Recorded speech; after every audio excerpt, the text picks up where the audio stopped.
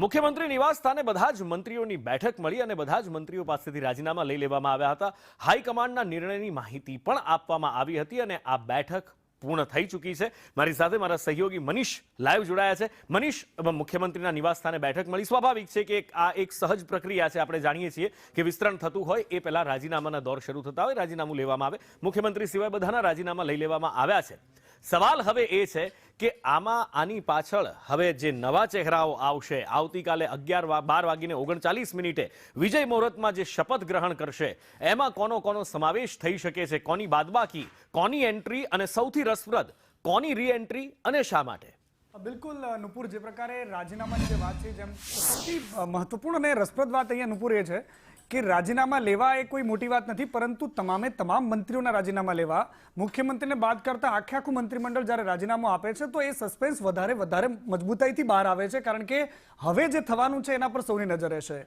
એનો મતલબ એ છે કે જેમ સિનિયોરિટીના આધારે જે મંત્રીમંડળના શપથ લેવાશે, મતલબ કે કેબિનેટનું જે પદ હતું એમાં બીજા ત્રીજા નંબરના જે નેતાઓની વાત છે એમાં બદલાવ જોવા મળશે। એની સાથે સાથે ઘણા બધા ચહેરા છે કે જે નવા હશે, એ વાત બિલકુલ નિશ્ચિત છે। એટલે કે જે વર્તમાન મંત્રીમંડળમાં જે ભૂપેન્દ્ર પટેલની સરકારમાં મંત્રીઓ હતા એમાંથી લગભગ 80% મંત્રીઓને પડતા મુકાઈ શકે છે। માત્ર 4 થી 5 મંત્રીઓ એવા છે કે જેમને રિપીટ કરી શકવામાં આવે તેવી પૂરી શક્યતા જોવાઈ રહી છે, કારણ કે આ રાજીનામા પાછળનું ફેક્ટ એ પણ જોવામાં આવી રહ્યું છે કે જે સિનિયર નેતા હતા, જે અત્યારની વર્તમાન ભૂપેન્દ્ર પટેલ સરકારની જે આખી ટીમમાં, એ તમામ સિનિયર નેતાઓને પણ ઘરે મૂકવામાં આવી શકે તેવી શક્યતાઓ જોવાઈ રહી છે। બીજી એક ફોર્મ્યુલાની વાત ચાલી રહી છે, ડેપ્યુટી સીએમ। ઘણા બધા લોકો એવું કહી રહ્યા છે કે ડેપ્યુટી સીએમની ફોર્મ્યુલા લાવવામાં આવે, પરંતુ એના બે સમીકરણોની જોવાની બહુ જરૂર છે નુપુર, કારણ કે ઘણા બધા લોકો એવું કહેતા હોય કે ડેપ્યુટી સીએમ લાવવાથી સામાજિક ફેક્ટરને સાધી શકાય, પરંતુ એવું કરવા માટે જ્યારે 23 કે 24 મંત્રીમંડળનું એક નવું લાર્જ મંત્રીમંડળ જ્યારે બનવા જઈ રહ્યું હોય તો એવામાં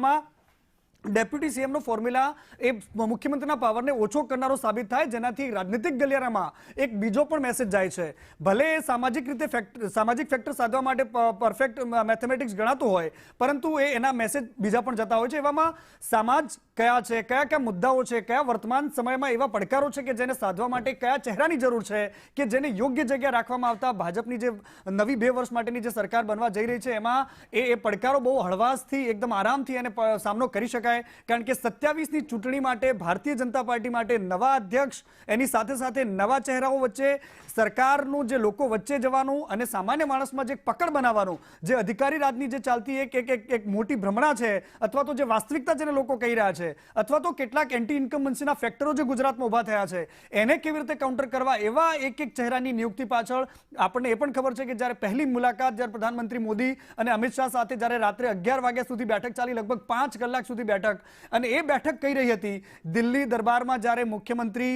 નવા બનેલા પ્રદેશ અધ્યક્ષ જગદીશ પંચાલ અને રત્નાકરજી જે ભાજપના મહામંત્રી છે, તમામ નેતાઓ વચ્ચે જ્યારે બેઠક થઈ હતી તો એ બેઠક કઈ રહી હતી કે આખા મંત્રીમંડળમાં ઘણા બધા ફેરફાર થશે, અને આ ફેરફાર એ કોઈ એક સમય માટે નહીં, અથવા તો એ પંચાયતની ચૂંટણીઓ માટે નહીં, કે ગોપાલ ઇટાલિયા કે કોંગ્રેસના ફેક્ટર માટે નહીં, પરંતુ 2027માં કેવા ચહેરાઓ સાથે મેદાનમાં ઉતરવામાં આવે, આ નવી ટીમ સાથે જ્યારે મેદાનમાં ઉતરવામાં આવે તો આ જ ચહેરાઓ છે કે લોકોના મગજમાં એક પરસેપ્શન ક્રિએટ કરશે નુપુર, એક માહોલ બનાવશે જેના આધારે ભારતીય જનતા પાર્ટી 2027નો પાયો બાંધવાની કોશિશ કરતી હોય એવું મને લાગી રહ્યું છે નુપુર।